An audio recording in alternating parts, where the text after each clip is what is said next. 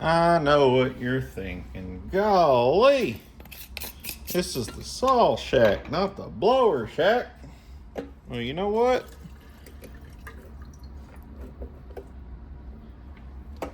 It's all right. I never promised there wouldn't be anything else on this channel. Because if you've got a chainsaw,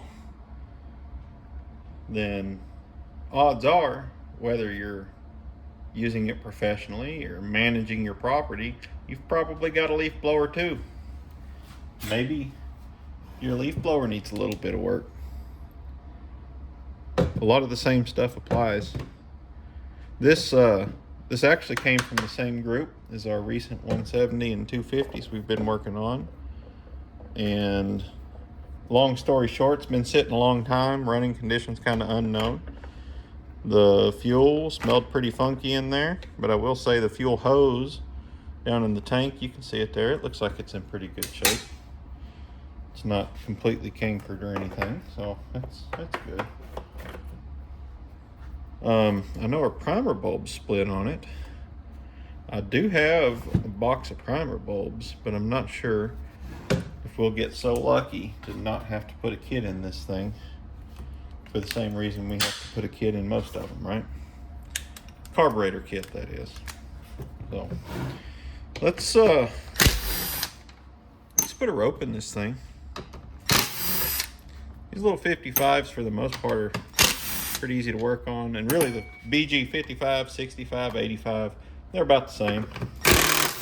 There's not a ton of difference between them.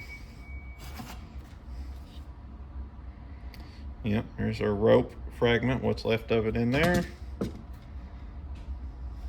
I think those are spider sacks, aren't they? Isn't there kind of spider that builds those? I don't know. I'm just a chainsaw guy, I'm not a biologist. Looks pretty cruddy in there. We'll probably take this thing out to the garden hose and give it a good rinse, like we do most of them. And we'll probably go ahead and do that before we really start working in there. But let's go ahead and take a look at this rope situation here. My little pick out here.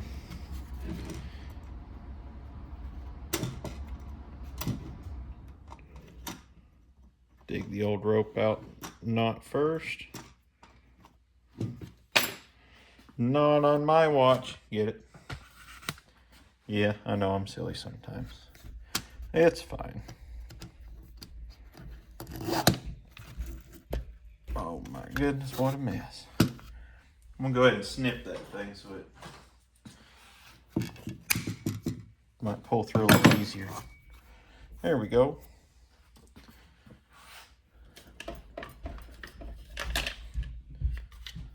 Get our nice little piece of rope here. You know, Steel's got a manual that tells you exactly how long to make these ropes. I usually just guess. If you've got the manual, that's great. If you're wondering, that actually is OEM rope. But when that reels out, I'm going to be using Sten's rope, because Steel has gotten ridiculous on their rope, even if you're buying a reel. You know, it used to be, as long as you were buying the bulk reel, you got a pretty good deal. You know, there's less than $1 a foot usually, but it's not really the case anymore.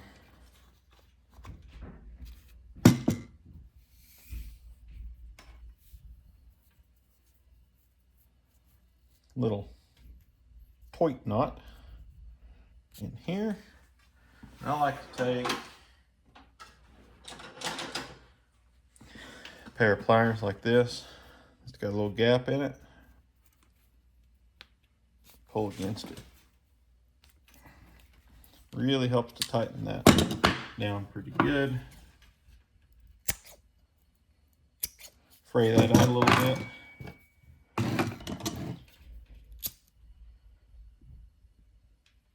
And get her melting.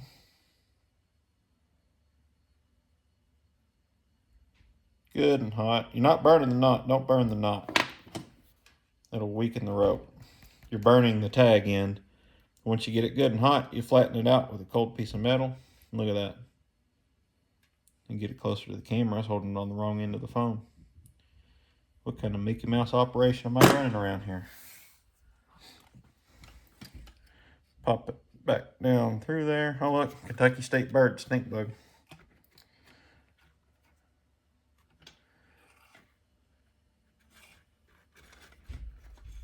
Hopefully I can get it through there without having to burn the end.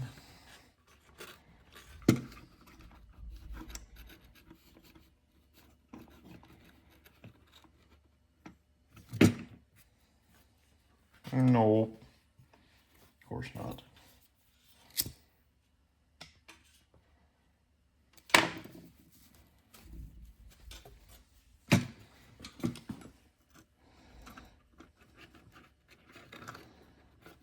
I know I've probably mentioned it a lot, but it really is tough to do this, straddling a camera. I'm not used to that.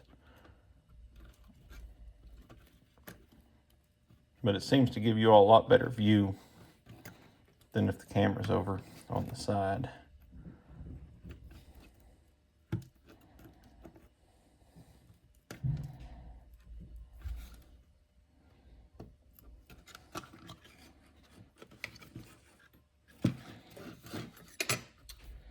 You know what?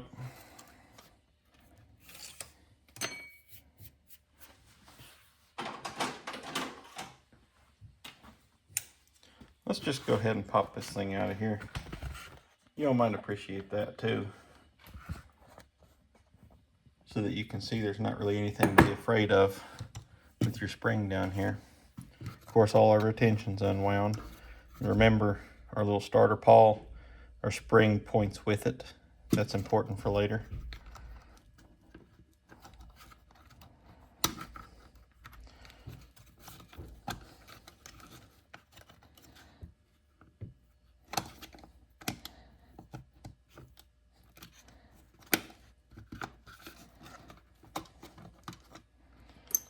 There's that. A little washer.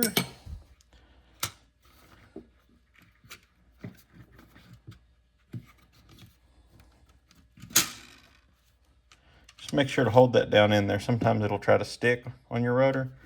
And so your spring, if there's no tension on it, after your rope breaks, it unwinds. So it just sits in there like that, right?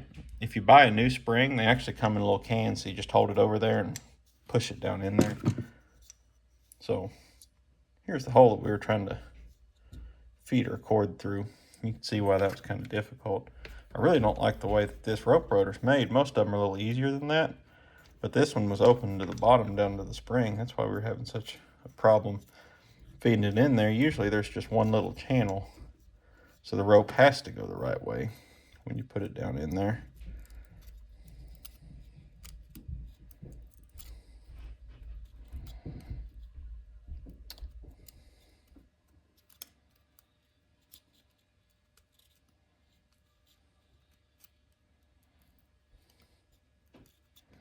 There we go. Now we're doing something. See, then we just yank her down. You want to make sure your knot's recessed down in here. You don't want that to stick up. It'll cause you problems. Open end of your hook here on your rotor goes to that little end of the spring. And it'll be pretty obvious if you don't get it right. So don't try to force it.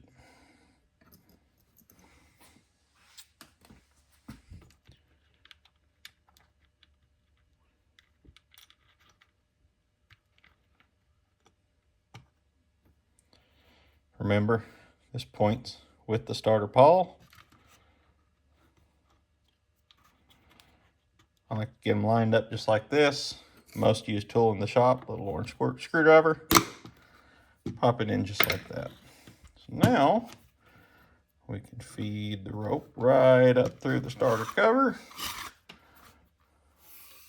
And this is the part, which by the way, that rope is just a tad bit big for this. This is the part where I need a starter handle. Being that it is the saw shack, we're just going to put a saw style handle on it, not the little handle that these normally use. Not that I have anything against those. They're plenty sufficient to start these little blowers, but the handle did not come with this blower from the previous owner. And rather than going and buying a different handle, I'm going to use one of them that I have my giant parts bin. These handles, even from the factory, you'll see the knot right here. There's a hole in here. See it? There it is. If you can take your rope, it can be a little bit tricky, and feed it right through that hole. Sorry folks, there's not an angle that I can get the light I need and let you see it. You get the idea, right? Rope comes up through there, goes around a turn, trying to hit this little hole over here.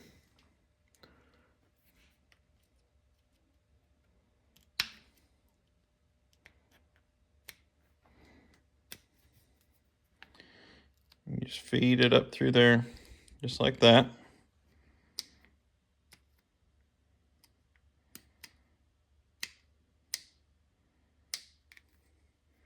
See? Comes out right over here. And that sure makes them look nice and neat.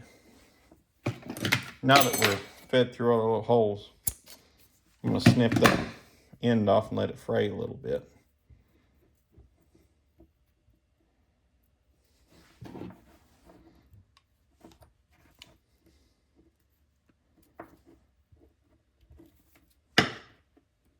Pull it down tight.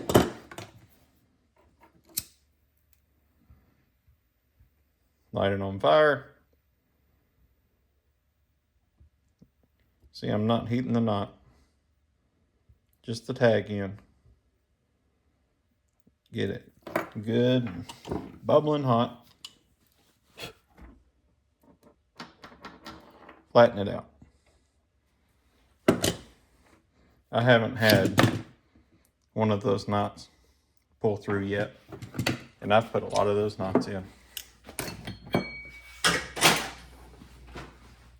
A lot of different ways to do that, and a lot of them are great. I'm not saying that my way is the only way, but it's the way I like to do it, and I've had good success with it. You pull your rope on through there. Now, you see your rewind, it pulls in that way, right? So on this side, it pulls in that way. So this is the way it rewinds. So we need to wind it the opposite way. So we're going this way.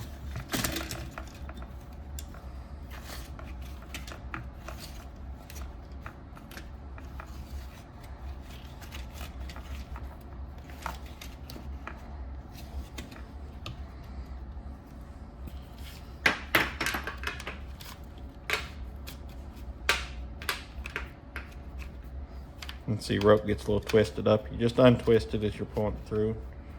Get it straightened out. And then just let it hang. Get all your twists and knots out of it. Look at there. Now we call it an MS-55, right? It's got a chainsaw part on it. I'm gonna take this thing out here at the garden hose real quick and rinse it off before we do anything else. Just kidding. It's just a leaf blower.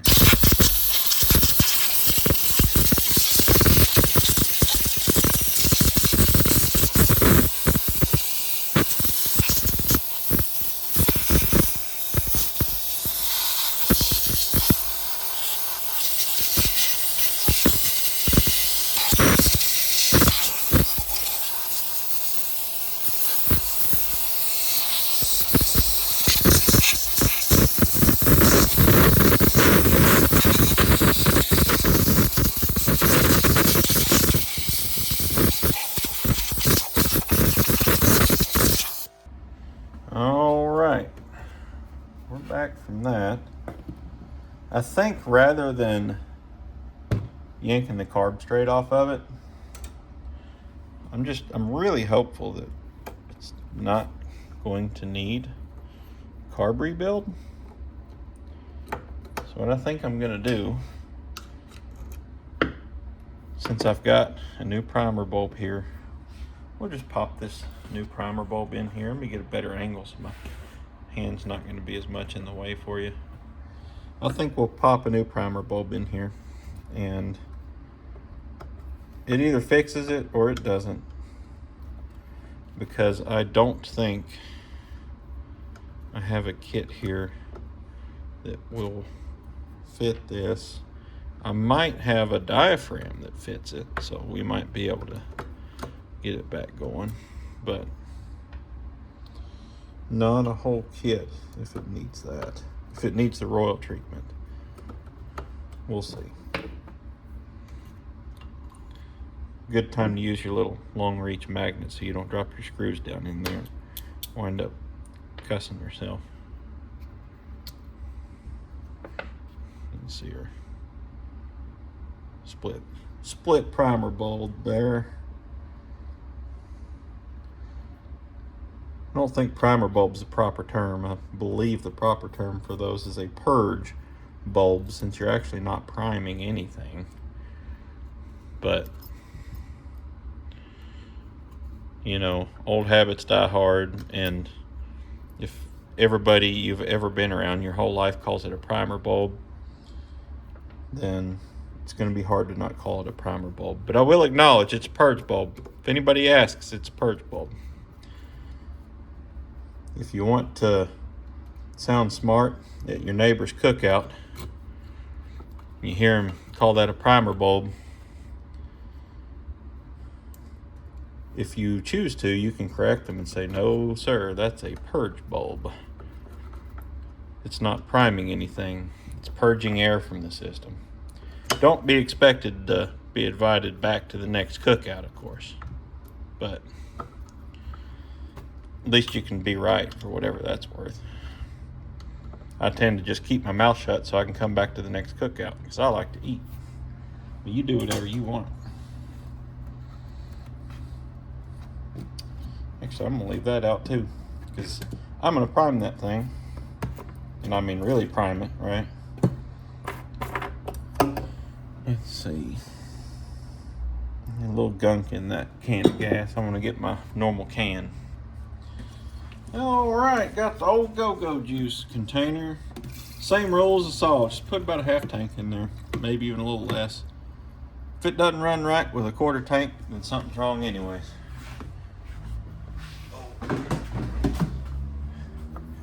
So this is kind of a moment of truth here. If they'll purge, and if you can get fuel up into this primer bulb here, like that, that's usually a pretty good sign, because there's a valve inside of this primer block here, and a lot of times that valve expires from ethanol at about the same rate as your diaphragm. So if you can get fuel up into there, you've got a fighting chance that your diaphragm might be all right. And yeah, I'm purging this extra. Any fuel that's in that carb, I want it out of it. So as much as I can flush through there, I'm doing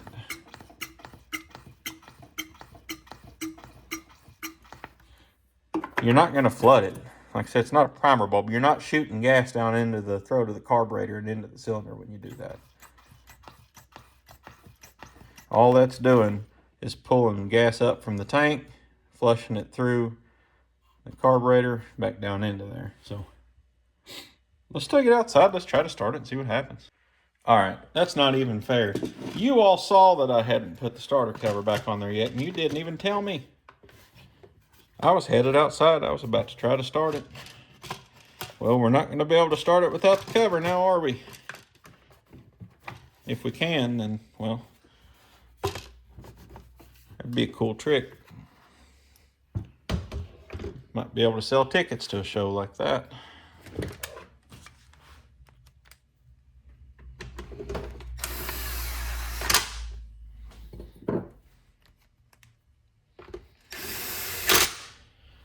I don't know about you all, but I'm really glad that the weather's breaking here in Kentucky where I'm at.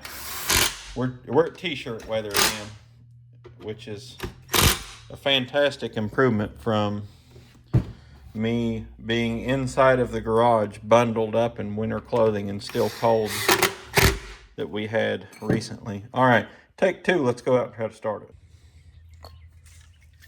Switch is on. Before we choke it, we're going to take our juice, put a little squirt. That's carburetor cleaner, if you're wondering. I don't like to use starting fluid on these.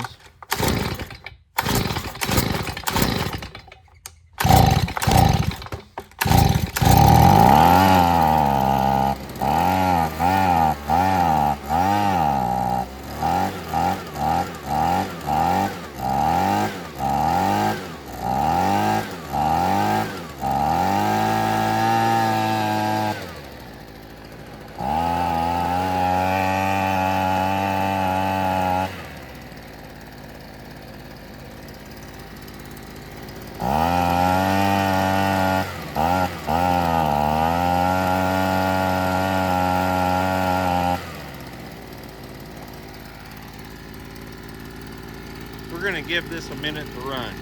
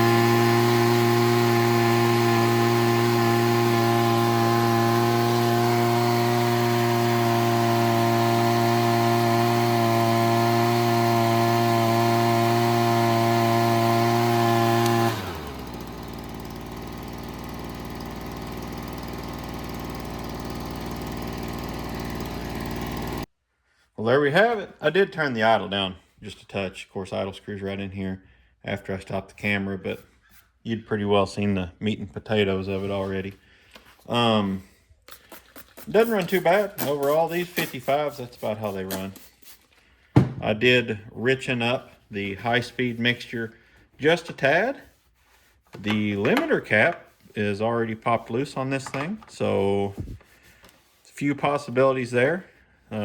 Possibility one, I'll tell you that when you buy a new OEM steel carburetor, the limiter cap on the high side is popped out because the qualified installer is expected to set it to steel's specifications using a tachometer, the high-speed RPM, and that's, of course, what keeps EPA happy, and then pop the limiter cap in. So it's possible that at some point somebody put a new OEM carburetor on this thing and never popped the limiter cap in. Or it's possible that somebody already put it in party mode. So who knows? Either way, who cares? It is running well right now, but I will say where this thing's been sitting, and that was its first start in who knows how long, a year, maybe 2 years, who knows. I'm not comfortable selling this to somebody right now. What I'm going to do is leave it sit for a few days. Then I'm going to come back and cold start it and make sure that it does everything that it's supposed to do. Here's why. Especially with these little Zama carburetors, a few times in the past, I've started one just like this, been sitting, didn't do much, fresh gas, fired it up, ran perfect. I mean, absolutely fantastic. And a few days later, started up, just floods. And that diaphragm is hard as a rock and collapsed. So something about that diaphragm getting some movement in it, or maybe introducing fuel to it, whatever the case may be, after sitting for a very long time, sometimes they don't like that. So I'm going to leave this sit a few days, and after a couple days, if it cold starts and does everything it's supposed to do, then I'll feel comfortable selling it to somebody. Because I don't want to sell somebody a piece of equipment that's not going to work for them, right? We don't want to do that. So if it does have issues here in a few days, then we'll go back and we'll pop a carburetor kit in it and we'll be good to go there. But for right now, this little BG55 is ready to go get some spring lawn care done. So hope you don't mind. You know, it's not a chainsaw. There's some chainsaw stuff in the background. We can make it a chainsaw video if you want a chainsaw video. How about a 1983 Husky 50? That's pretty cool, huh? You don't see those very often. If you've got a brake flag for one of those, let me know. I don't know where to find one. I'm gonna have to get a stop switch for it too. We'll do some work on this thing here pretty soon. Pretty neat old saw. So see, there, now it's a chainsaw video. Go out there and throw some chips or blow some leaves or whatever.